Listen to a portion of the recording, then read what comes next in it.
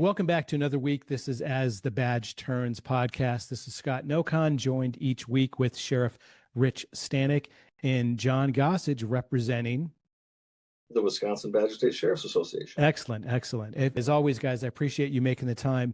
And John, I know we've been going back and forth for a couple months now. I've seen you a few times up in Wisconsin at the sheriff's conferences just a few weeks ago, right, in Green Bay. At the Tundra Lodge, I believe, just about a mile from the stadium, Lambeau Field, and that was quite a sight. You know, I've seen a number of football stadiums in my lifetime, but that one, it pretty much obviously is what the city is and represents. But when you drive up to it, it's a sight, you know, that's not really comparable to many places on the earth, I think, in the city. Something that's really unique about it is, had it not been for Lambeau Field, Green Bay would be pretty much a industrialized, community. So, I mean, that's really what kind of gave the namesake to Green Bay, Wisconsin. Absolutely. So with that, was able to meet with a number of sheriffs, and again, always enjoy the conversations and the camaraderie we have with that. But for you specifically, wanted to invite you on today just to really talk about, your background and your journey in law enforcement, and certainly what led you to your current role as executive director. And I believe, just because we've had some conversations, you have another pathway, another chapter, as we've used with Steve Casey and others, that's slowly approaching. So let's kind of just back up and just talk to us about how you started in this profession just a couple years ago. Yeah, I had worked in law enforcement for 32 years. With the Brown County Sheriff's Office, and worked my way up through the ranks, and was 8 years sheriff and 12 years as chief deputy. So I had a lot of administrative background. Prior to that, I was an administrative captain for internal affairs. So I had a lot of experience in the administrative fields. And when I was done with my term of office, my second term, we have 4-year terms in Wisconsin. I opted to take a sabbatical. And I told my wife, I said, I'm just going to take a couple of years off just to try to get my feet beneath me again and have the phone stop ringing and, try to get a little breathing space. Well, after about 4 years, she said, I think you breathed enough. So she said, why don't you find something to get involved in? And lo and behold, Dean Meyer, who was the long-standing 19-year executive director for the Wisconsin Badger State Sheriff's Association, he was retiring and they were looking for a replacement. And I actually said to myself, well, I don't really see myself in a role like that. But after talking to some of the sheriffs, I said, well, I would take it on as a part-time gig, right? Well, they got me hook, line, and sinker, and the rest is history. I was there for 2.5 years, and I'll be retiring October of this year. Excellent. Well, congratulations on all those years, and again, just we record this, we're in the third week of September, so that retirement is approaching. So you're going to take a few years off and kind of get your feet under your ground and then go off and do something else, or? Yeah, I think so. My pension kicked in for the state of Wisconsin, and my Social Security will kick in at 62. So, and I'll turn 62 this year. Okay. And so that's really what's the driving force behind this, was the Social Security that I was mandated to take that based on my retirement. So, I'll probably take a little time off and maybe do some consulting if serves me correct. So we'll see what happens. No, excellent. Excellent. I didn't think you'll make it 4 years in this second retirement before your wife kicks you out of the house and sends you back to work. Or... Yeah. Well, she said to me, so are you going to do something? And I said, well, it was right around COVID. I retired in 2019. So, I feel for the sheriffs that had to deal with the COVID issue, because that is just absolutely horrible. With the jail issues that come with that. But for me, it was both her parents are still alive, both my parents are still alive. So we're fortunate in that regard. But the however part is they're both living in their same houses that they had. So it creates a little bit more strain where I become a carpenter, a plumber, not a good one by my but doing some things, maintenance, upkeep, cutting lawn, snow blowing, things like that. So no, excellent. So for listeners, and there's a number of them, we're picking more up every day. But for the listeners outside of Wisconsin, kind of open up the door a little bit as to the Sheriff's Association and how it serves the sheriffs and the communities that they protect. Yeah, no, great question. We the Sheriff's Association is really here to serve the community in the state of Wisconsin, and each independent sheriff. There's 72 sheriffs in the state of Wisconsin. They each are beholden to their constituents, and based on that, we don't tell sheriffs how to be a sheriff. We don't tell sheriffs what they should do it or how they should do it. We give them the factual information, whether it be bills, whether it be legislation, whether it be sometimes some type of change element in law enforcement. So we give them basically the tools to, through leadership and through education, to go back and serve their community. We participate in an honorary sheriff's membership program, which is a direct mailing campaign that we work through the MORE group. And so we do a lot of advertising in that regard, and have the sheriffs sign on to those programs and inform the community of what's going on throughout the state, hot topics that are popping up, you name it. No, absolutely. One thing that's interesting, Scott, is I am doing some work in Wisconsin with one of your agencies, John, and boy, I've been reading up on Wisconsin sheriffs and constitutional mandates versus legislatively mandated. It's really an interesting topic, and I'd venture to say, most folks, a lot of the sheriffs out there don't even understand the difference between the two. Are all sheriffs in Wisconsin legislatively mandated, constitutional sheriffs, or somewhere in between? Yeah, they're constitutional, all constitutional officers. So it's an interesting setup or system that they have.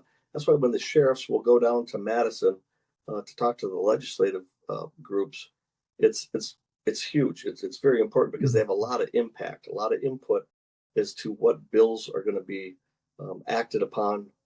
That they add a lot of input, and in some bills where there's really no input where law enforcement's needed, but you'd be surprised there is they still want sheriff's input on that. It's got a little teeth to it when it goes to the vote. So yeah, Scott, that's something we should cover some show, is bring somebody on that can talk a little bit about the differences between the two, because I think it'd be really interesting for your listeners to understand. No, I agree, definitely. And just making a note here. yeah.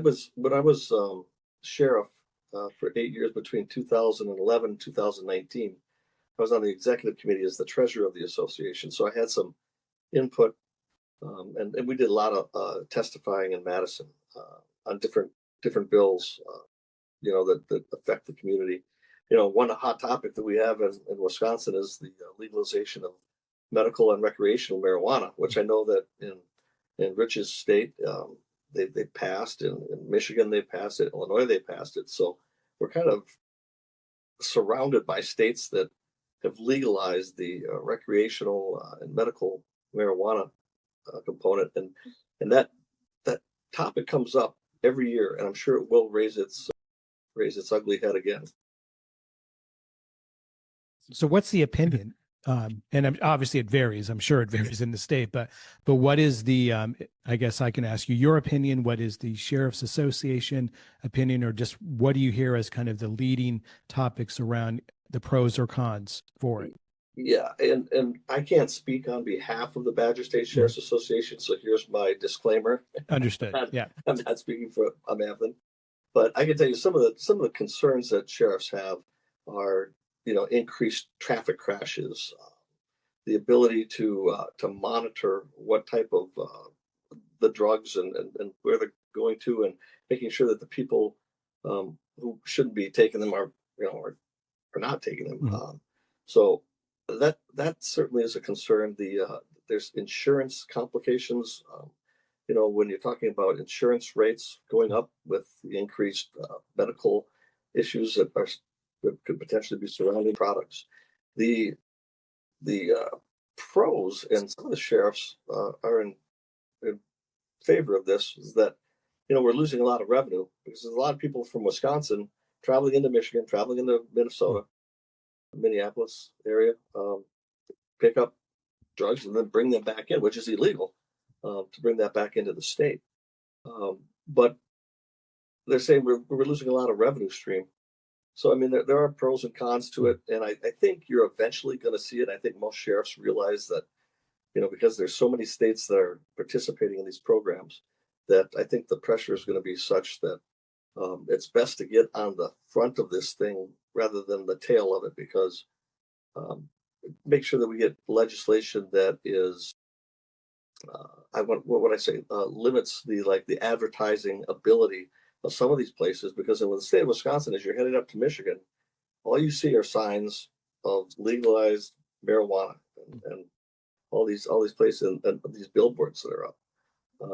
So I think there needs to be some kind of regulation as to the advertising, especially so it doesn't attract the younger folk. So.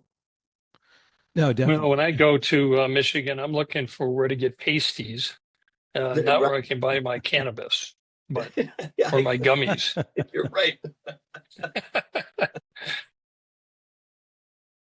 It's a regional joke, Scott. A regional joke. No, I wrote it down. Pasties. Yeah. At first, I wasn't sure where you were going, but no, I think I know.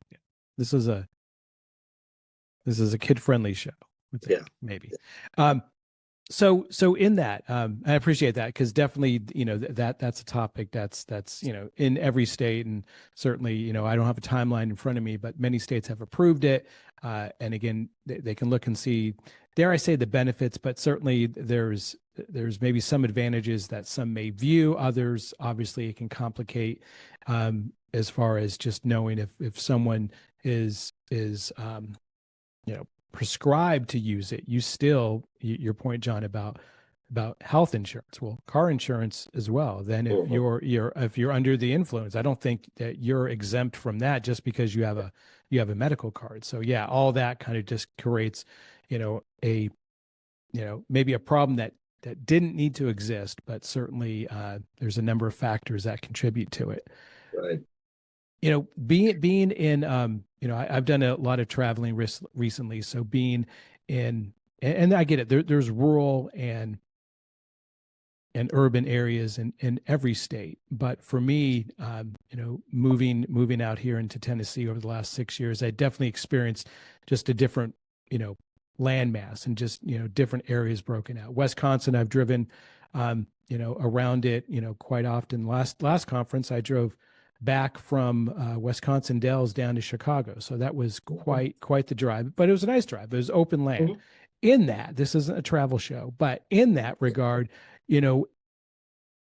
sheriffs, counties, I know Rich at one time, and I would paraphrase, but you'll do it better than I, how much actual land that Hennepin actually covered. So I'm sure there's similar in every state where you can go from a rural to an urban area, maybe somewhere in between. So John, in that, either in your experiences in Brown County, which is one of the larger counties, right, in the state, and right, others, where's the balance as far as, what the sheriffs not necessarily need to do, but is there a difference when you're covering a rural versus more urban related county? And again, I guess you can say the pros and cons or the challenges, but what's been your experience? Yeah, no, another very good question. The Brown County was like that. We have a lot of rural farming community when you get to the outskirts.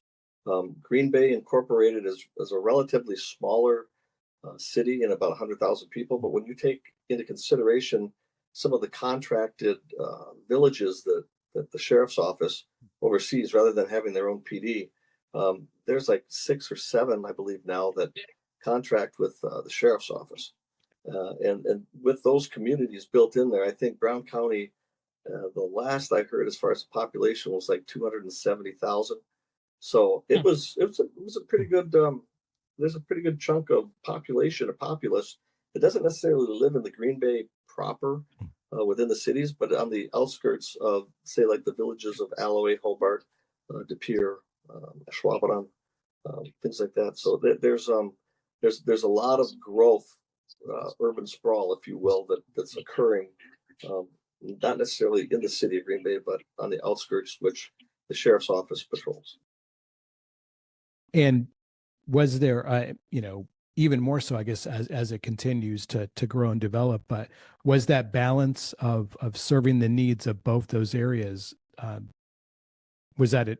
How did you work through that as a challenge? Yeah, it was a rather large challenge when you take into consideration, the county obviously has their county board that we had to work with, and the county board of supervisors, which there were 26 of them, and when you take a look at the incorporated cities or villages that were outside of the city proper, they all had board members and they all had board meetings and they all had issues. So it was good to have that command staff structure that you'd be able to send representatives, whether it's a direct enforcement officer to report back to the sheriff's office, and then give the report from the sheriff's office to that community about what needs are whether those needs are being met by the sheriff's office, and get some input and get some information back so we can make some important decisions based on whether it's increased patrol, whether it's pulling back on some of the issues, of whether it's a DEO, whether it's a school issue. So there's a myriad of things that come to mind. In the rural areas, obviously, we work through our county board supervisors and those supervisors within that community to try to assess what it is that are the true problems, whether it's the speeding in my neighborhood issue or whether it's and in Wisconsin we get cows crossing the road, so you don't see too many cow crossings, but it does happen on occasion. I think there's some in Minnesota too. So it's interesting. I mean, you've got 26 county board supervisors. Some call them commissioners. Other parts of the country, they call them something different. You've got 280,000 population. Like in my county, Hennepin, a mere, maybe 400 or 500 miles from Brown County, we had 7 commissioners for 1.3 million. Milwaukee's probably got more than you do. They've got a larger population, but all over the country, it's quite the difference. And again, Scott, when you look at the shows and what we're going to think about that, think about, like I said, this constitutional versus legislative. There are some key differences. John's done a really nice job laying out kind of the parameters of his county, but also, the sheriffs across Wisconsin itself and the diversity that comes with it. Really interesting. Yeah. We recently worked with a gentleman, Mr. Olson. I'm at a loss for his first name, but it'll come to me. He was out of Polk County, and he was with the Farm Bureau, and they were seeing a large influx of suicide amongst farmers, which most people wouldn't think. But when you take a look at the fluctuation in the weather patterns and how that affects the crops and how that affects them doing business and their ability to get that product out, it's a very stressful job for farmers, and there's a high mortality rate when it comes to suicide.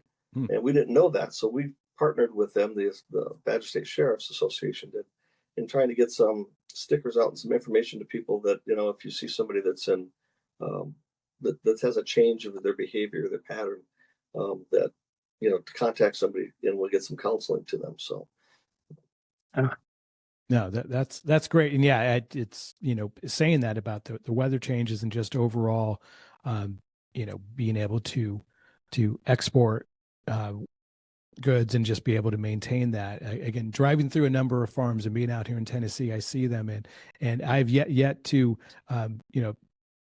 introduce that option to my wife. I don't think it would go anywhere. All respect to farmers, because that's probably like an 18-hour a day job, for sure. Trying to maintain that is, hey, wouldn't you want to go have just some sheep and some cows and some goats and run around? It's like, you don't realize what you're getting into. Certainly up in Indiana, where I was in this weekend, I didn't look beforehand, and I get it could be in other states, the amount of corn crops. And so as we're driving along, because we saw plenty of them, it's like, oh, how do they can't pull the corn by hand, obviously. And I know there's big machines that do that, but just, in that you have just a a much greater respect over time of really the heart of the land, right, and trying to maintain that. And then as we were driving through, we were going over to East Lafayette in Indiana, near Purdue University. Yeah.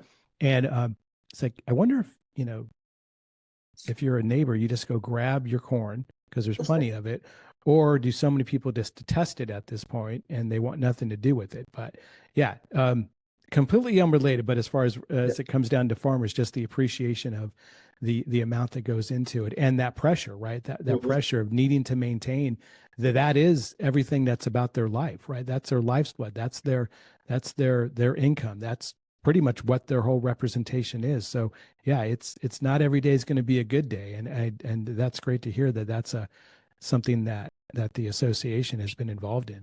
Yeah. We were very, very happy to jump on board with that, and especially to get that information out to the feet on the street, if you will, the deputies that are patrolling, because that was the important thing, is to let them know that if they see some type of behavioral issues or that type of behavior, that they've got some information that they can pass along to the family, pass along to the individual. Obviously, if it's something that's very obvious, then it would be something where they would take that person into protective custody.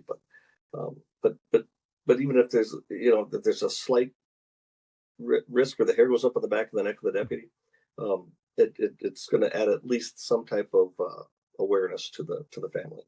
Absolutely. What do you see as the biggest changes in local law enforcement over your illustrious career? Well, Rich, I'm sure, like you, when I was hired, I had a 4-channel radio. It was one to our dispatch, one for car to car, one for whispering, which was the Wisconsin State Patrol, and then one was point to point, which you could sporadically get through, maybe a couple counties away. Now, I know when I retired, I think I can't even tell you how many TAC channels that we had. And I mean, the technology alone is just mind boggling. And what's really scary for me is seeing all the AI driven technology that's out there and what law enforcement has to deal with whether it's photo generation, whether it's recreation of matching somebody's voice up and dubbing that over. And it just brings a myriad of issues that, although the internet is a great thing and technology is a great thing for law enforcement, when that came available and people started using that, not for good reasons, but for bad reasons, I only see that getting worse. 110 disposable cameras. We'd use those at crime scenes and then, give the camera to the people to process it. We thought that was technology. I could just whip out my iPhone, do a video, and send it all over the world if I wish. Yeah. Isn't that crazy how it's, and it's grown by leaps and bounds. And I can tell you, from the time that I retired to now, when I came on, that was one of my concerns coming in as executive director, because I didn't know about all the new technology because I had been away from law enforcement for 4 years. And so, I mean, I was able to, it came back real quick, but it was like all the technology that's out there. Just crazy. Interesting. No, that's for sure. Gumballs, yeah. Adam 12. When I was in Wisconsin, flipping around the channel in Green Bay, they had Adam 12 and Emergency that was on some local channel. And, I remember watching that when I was a kid. So I just sat down, and that right there is a good visual representation of how much technology and just overall design has developed over the years. Oh, yeah. So John, related to the, again, the T word, Rich, right? We talk about, are there areas where you can see kind of where's the next wave of technology going? What's the next wave of innovation that could be of value and benefit to not just sheriffs, but to any first responders? What could you see coming? Yeah, some of the AI things, as scary as it may be, I think we could use that to our advantage in some areas. It's difficult to pinpoint how we could use that, but you would think with the school shootings that we've been dealing with and the atrocities that have been going on, throughout the country, that we can have some type of technology, and I know it exists out there, that is able to tell whether there's a gun on a person when they're walking into a facility. Um, but I just don't know what the availability of that is, and what the cost is. And that's really where the hang up is the cost of that product. You can't put a cost on a life, and you Mhm. don't know, you know, it you'll never say that it's not going to happen in my school, or it's not going to happen in my building. It's not going to happen here. Yeah. You take a look at the assassination that just occurred in an open venue, which is a very, very scary thing. And Mhm. that's one of those things you can ask Sheriff Stanek. In Minneapolis, you have open gatherings, and it's a nightmare. I mean, you can do what you can to try to police that, but Yeah. I mean, if something bad's going to happen, it will. You can't get away from it. No, that's for sure. And again, yeah, there is a scary aspect, and we did speak to a gentleman a couple episodes back, and it was kind of a topic that I wanted to go into, where just gave us a little, us and our listeners and viewers a little bit more exposure to AI, and is there is there a scary side? Is there a determinator side? Sure, could be, but also, what can it be good? What good could come from it? Yeah. In regard to, yeah, being able to just have a better forensic, right? Better display of a crime scene, or even beforehand. You talk about just outside gatherings. Is there a way to kind of almost put together, and dare I say, what's the worst case scenario? But I'm sure there's all these contingencies that go into any planning of any event and what could happen.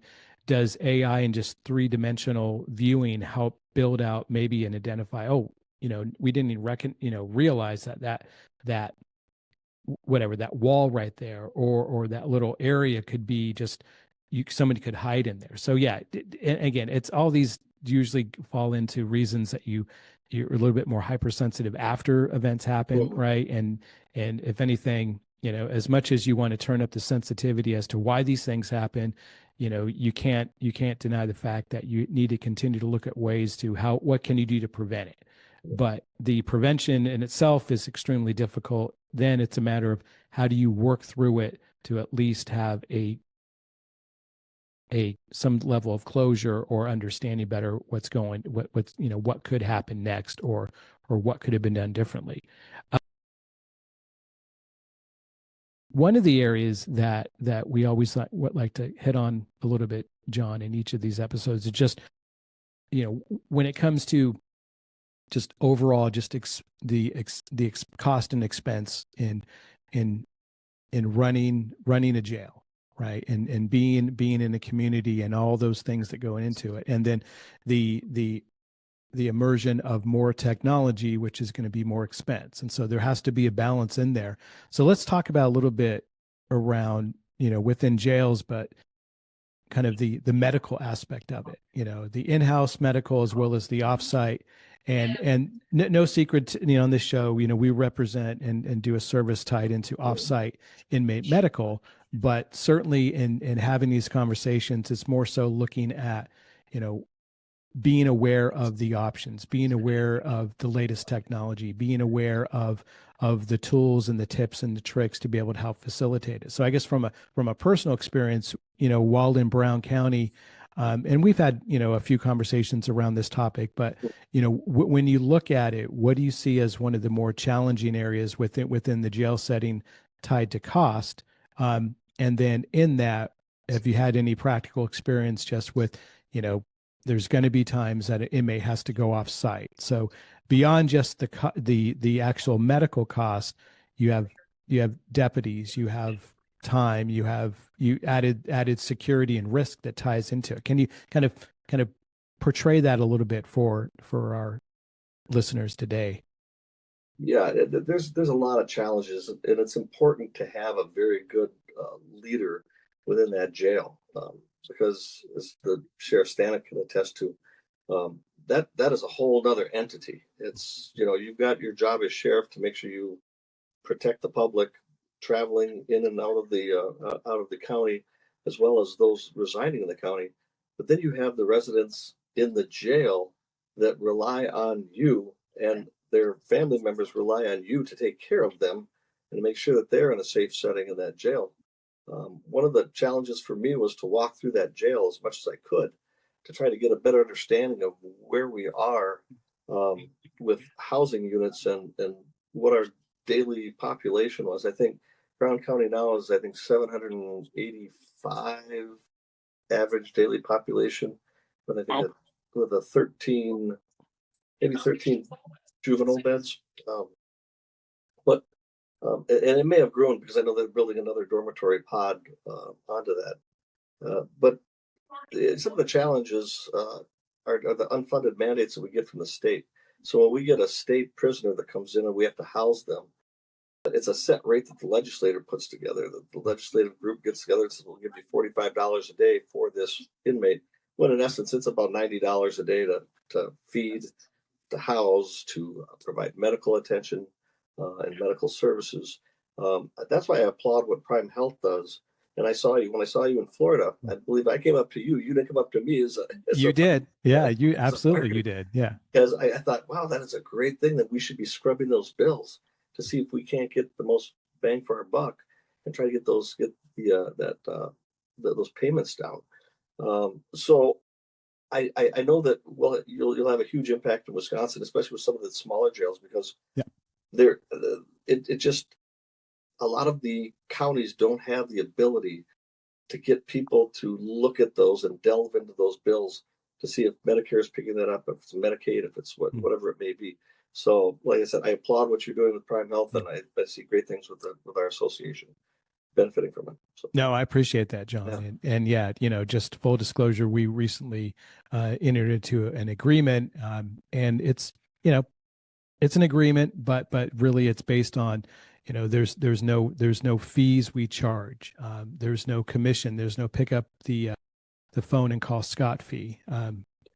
That one can be up there, but in this case, it's really all based on, all seriousness is all based on, if we don't save money, there's no benefit to us, and that's something that's very important, to me and the organization, is we want to continuously look at ways to add value, to make a difference, and again, the appreciation I have for gentlemen such as yourself, and being part of, eventually maybe I'll be adopted into this brotherhood, but it's definitely opened my eyes to a lot of areas, and gaining a much deeper appreciation of what's going on. But yeah, if we can just make a difference every day, $1 can matter, right? So if we can continue to do that, so I appreciate your kind words on that, and yeah, certainly look forward to continuing that plight as we work together, and we're going to be continuing to go up there as often as we can, in other states as well. So it's pretty exciting. No, that's great, because every dollar we save, we can put that back towards programming in the jail to help for recidivism. We can help educate if they want their continuing educational programming. Absolutely. So it goes back to the inmates. So it's although it's a cost savings to the county, it's still beneficial for those inmates that need that assistance. Yeah, we're all fiscal stewards of the taxpayer dollars, so as we always say, it's a no-brainer. Save the taxpayers some money. Yeah. It kind of just extends it to be applied somewhere else, right? Right. Definitely to allow those programs to be used. We could probably talk for forever, and it only is a further indication just of again, we hope to do more than one of these with you, John.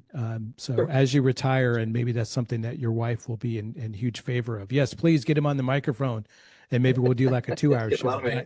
But definitely, like I was just looking at some of my other topics I wanted to hit on. But I think overall, when we look at it, going from your previous roles, as a deputy, as a sheriff, and the executive director, between each counties or within the state, and then obviously, being close partners, going to NSA and CSSA and other events where then there's this kind of cross communal conversation. What do you see as other areas or new areas that you could see needing to partner in, be it topics or just bringing more awareness that other associations could benefit from? Yeah, no, that's a great question. The NSA, CSA, the Committee of State Sheriffs Association, that group is very instrumental in dealing with issues abroad, throughout the nation. And I learned a tremendous amount of information from those state execs. Wisconsin is unique because Wisconsin, in order to be an executive director for the association, you had to have been a sheriff. Okay. Okay, so that's a prerequisite. Some of these individuals, and I talked to them, and they were great managerial individuals that were able to manage that, and not, they understood what the sheriff's needs were. So I don't know that it's necessarily it would be a prerequisite, but it's something that Wisconsin has opted to do. But the information there is just amazing when you start talking to people about, what they did in certain situations, whether it was a legislative issue that they were dealing with in their state. How did you go about handling that with with your legislative group and your sheriffs? One thing that we did, we partnered up with our police chiefs, which was like taboo back in the day. It was the sheriffs and the police chiefs. But my counterpart to the police chiefs in the state of Wisconsin is Pete Peters, super great guy. And we, when I came on board, that's when we started partnering up and going to Madison in uniform and we just flooded the Capitol. And it was quite a sight because you never saw sheriffs and police chiefs all in the same location in the Madison, and they were going out to visit and working on legislative issues. So, I think that's something that if you could maybe model that and pass that along to the other states, it really has a huge impact on it. I don't know what you did in Minnesota, Sheriff, but it had an impact. Yeah. So, why was there, dare I say, opposition, but kind of a, those two groups didn't maybe get along or see eye to eye, really quick, if you don't mind. I think it's because the sheriff is an autonomous political office, but they respond directly to the taxpayer, to the constituents, to their voters. That is their boss. It's not the county board. It's not the county executive. It's the people that they report to. A police chief reports to the police and fire commission, reports to the mayor, reports to and there's other political entities that their hands are tied a little bit more than what a sheriff is. A sheriff has a little bit more autonomy. Got it. In the state of Wisconsin. So I think there was that, and then that there was the whole, you wear blue, you're wearing brown, and that's what they did in the state of Wisconsin. So there was that. There was always seemed to be that little bit of adversity, but we're all in for the same reason. We were backing each other up on calls, and there was never an issue with that. So I think it was just maybe it was just a threat or the home rule thing, and they just were just a little unnerved that of another sheriff's office or a police department coming in. So. No, understood. Yeah. Rich, any added thoughts to that or similar experiences? No. I mean, we're going to cover this at some point later, I'm sure. I'm going to send you a little summary, and then we're going to find a guest that can cover this topic in depth. I think, like I said, I think it'd be really interesting for people to understand that side of it. John's done a great job from the Wisconsin side, but Wisconsin is a lot like other states across the country and what they experience. Yeah, no, I agree. I think that would be good to really go in depth. So, all right, this will be the toughest part of the discussion today, John. So let's do some rapid fire. I got four topics for you, 4 questions, and feel free to answer. So what's the biggest leadership lesson you've learned in your career? Be careful of how you reward your staff. Because it could come back and backfire you. And I say that because I had a program that you could be the officer or the deputy of the month. and you could take my parking spot that was inside the sheriff's office garage, and it was close to the door. It was out of the elements. Mhm. You didn't get snowed on, and I parked my squad outside, thinking that would be a good way for leadership. Right? Yes.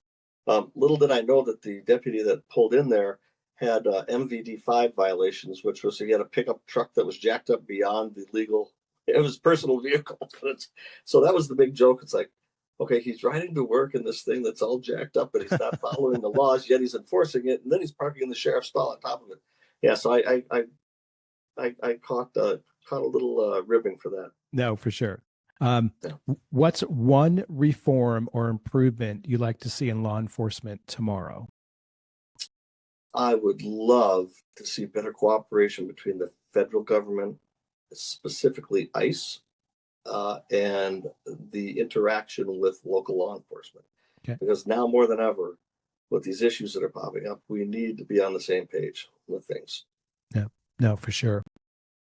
Favorite Wisconsin tradition? I got some options here if you'd like to hear them. Yeah. Boy, I don't know. And I hate to say this, but I'm not a big Packers fan.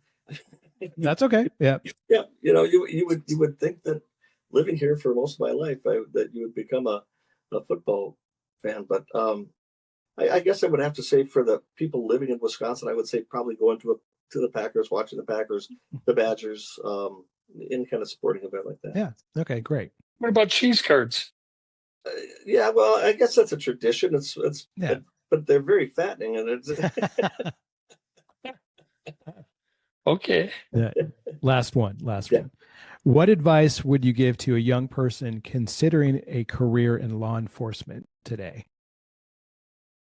I would tell them to consider their options.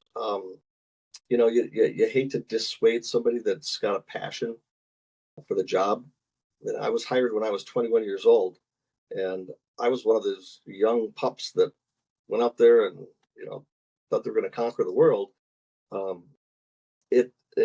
Times have changed quite a bit. I think we're living in a more volatile society. Obviously, people are just they act differently now than what 30 years ago. So I would say be careful. Make sure that you get your education, get your training, and learn it well. And they should have a long, successful career. Absolutely. Yeah. Rich, anything in closing? Oh, John's had a distinguished career. I've known him for a number of years. Mhm. It's not easy being a sheriff of a large county like Brown. He's done an exceptional job. We wish him all the best. Retirement is absolutely great. You can lose. You don't wear a tie as it is, but you can lose the sport coat and Yeah. dress casual and Right. just say it like it is. Right. Just the Right. same thing you were doing when you were the sheriff of the county. Right. Gentlemen, thank you for having me on. I certainly do appreciate it, and look forward to future conversations with you. No, absolutely. It was all our pleasure for sure. And again, thank you for making the time today. As always, Rich, thanks for making the time. And John, yeah, we'll definitely be in contact with a second episode in the future. And Perfect. Everyone, guys, make sure you check us out on YouTube and Spotify, wherever you can stream. This is As the Badge Turns podcast. Until next time, thanks and have a great day.